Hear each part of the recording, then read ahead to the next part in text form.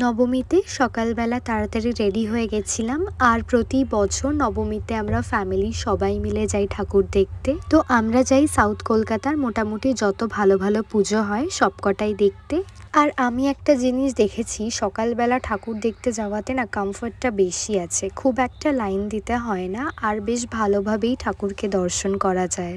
তারপর 2-3টে ঠাকুর দেখে চলে গেলাম এই ডাবের দোকানে। এখান থেকে আগে ডাব খেয়ে নিলাম, তারপর আবার পুজো দেখা শুরু করলাম। আর নবমীতে ওয়েদারটাও বেশ ভালো ছিল, তাই জন্য বেশি কষ্টও হয়নি আমাদের। তারপর চলে গেলাম আমার পার্সোনালি মোস্ট ফেভারিট প্যান্ডেলে, যেটা হচ্ছে এগ ডালিয়া। কারণ এগ ডালিয়ার পুজো আমার ভীষণ ভালো লাগে, স্পেশালি মাকে। দেন তো সিঙ্গি পার্ক আছেই, মানে এই পুজোগুলো সাবেকির মধ্যে এত সুন্দর হয়।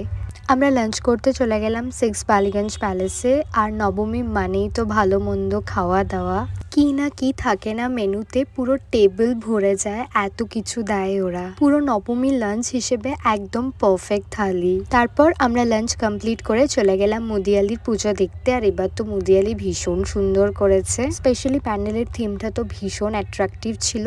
আর তার সাথে তো ঠাকুর অলওয়েজ সুন্দর করে। এই কয়েকটা পুজো আছে যেগুলো না দেখলে না দুর্গা পুজোটা একদমই কমপ্লিট হয় না। এদিকের পুজোগুলো কমপ্লিট করে চলে গেলাম ত্রিধারায়। ত্রিধারাটা আমরা আগেই দেখি, বাট এই বছর এত ভিড় হয়েছিল তাই আমাদেরকে নবমীতেই দেখতে হলো। আর ত্রিধারাটাও ভীষণ সুন্দর করেছে। আর সবার শেষে আমরা গেলাম চেতলা অগ্রণীতে। আর এটা দিয়েই তো আমরা এই বছরের পুজো শেষ করলাম। আর এখানকার প্যান্ডেলটাও ভীষণ সুন্দর করেছিল, পুরো রুদ্রাক্ষর মালা দিয়ে করেছিল, তার সাথে প্রতিমাও ভীষণ মিষ্টি ছিল। তো এইভাবেই কাটালাম আমি আমার এবছরের পুজোটা। দেখা হবে নেক্সট ভিডিওতে।